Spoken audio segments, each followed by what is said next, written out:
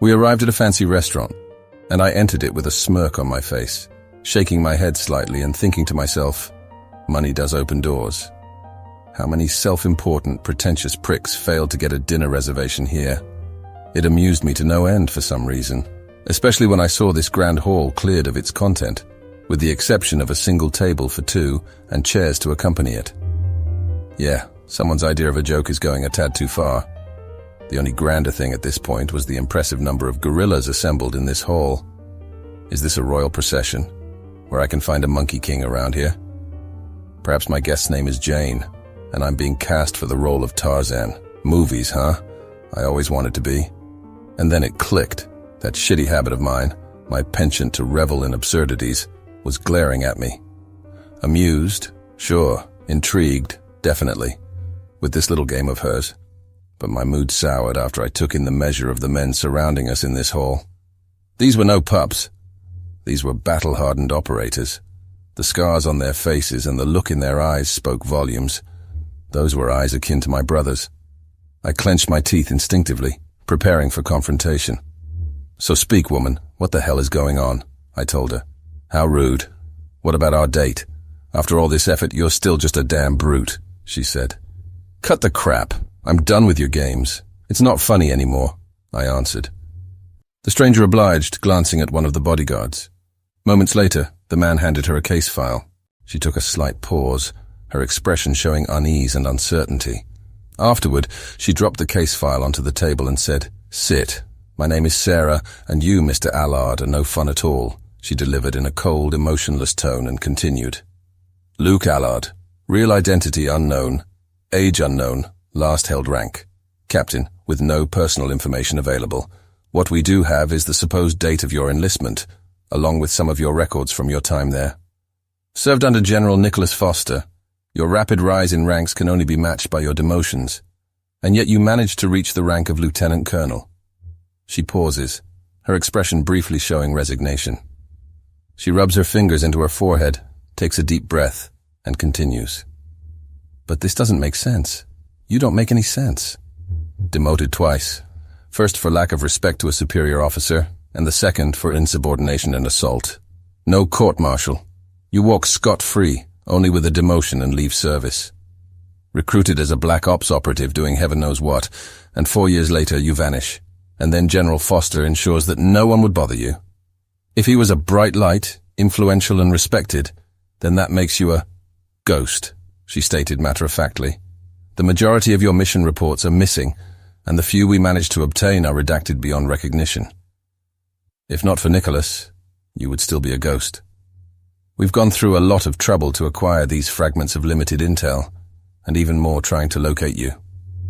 It would be quite an understatement to say that you, Mr. Allard, are a hard man to find," she finished. "Old man, huh?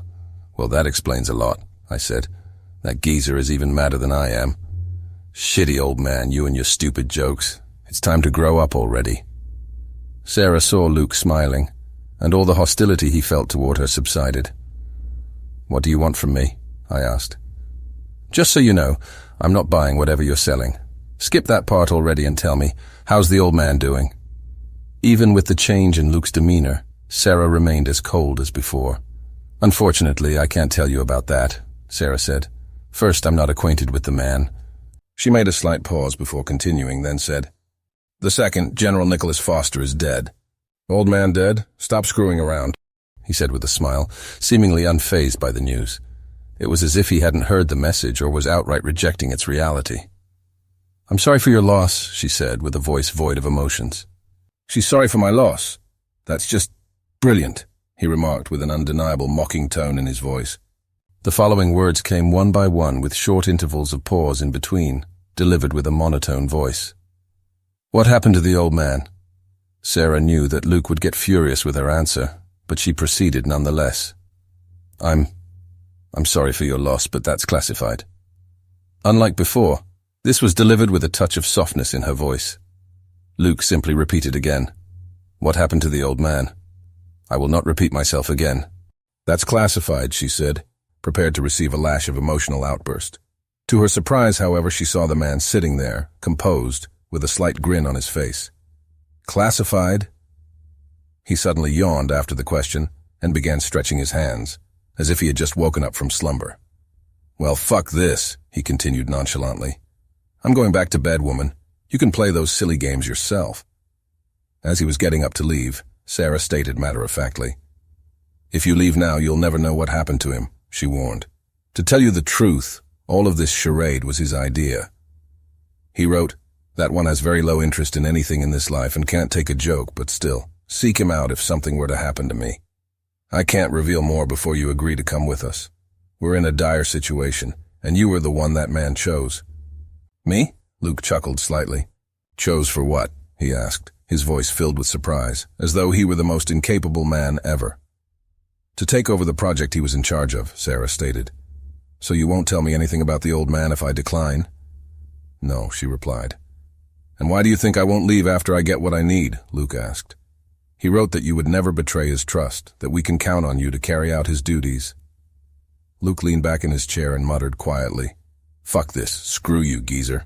I bet you're laughing your ass off now. Another one of your retarded bad jokes, and I'm the one with a shitty sense of humor." They both remained quiet for a while. Then, Luke reached into his pocket and retrieved a small, thin cloth sash. He began fixing his long, dark hair into a ponytail. The short pause between their interaction caught Sarah off guard, and she visibly relaxed a little. Luke seemed unhurried as he worked on his task. Taking her cue, Sarah decided to study the man's face more closely, analyzing the features of the person sitting before her. Luke had handsome, youthful, and gentle facial features, unlike the scarred and hardened looks of the men standing around them. Sarah estimated he was in his mid-30s, but his features carried a boyish charm that made him seem more like a boy than a man. Blue, big-eyed lost puppy, the thought crossed her mind again. She lost in herself just for a moment and grinned a little. Seconds later, an unexpected fear began to creep in. Her grin vanished, replaced by a pallor of white that washed over her.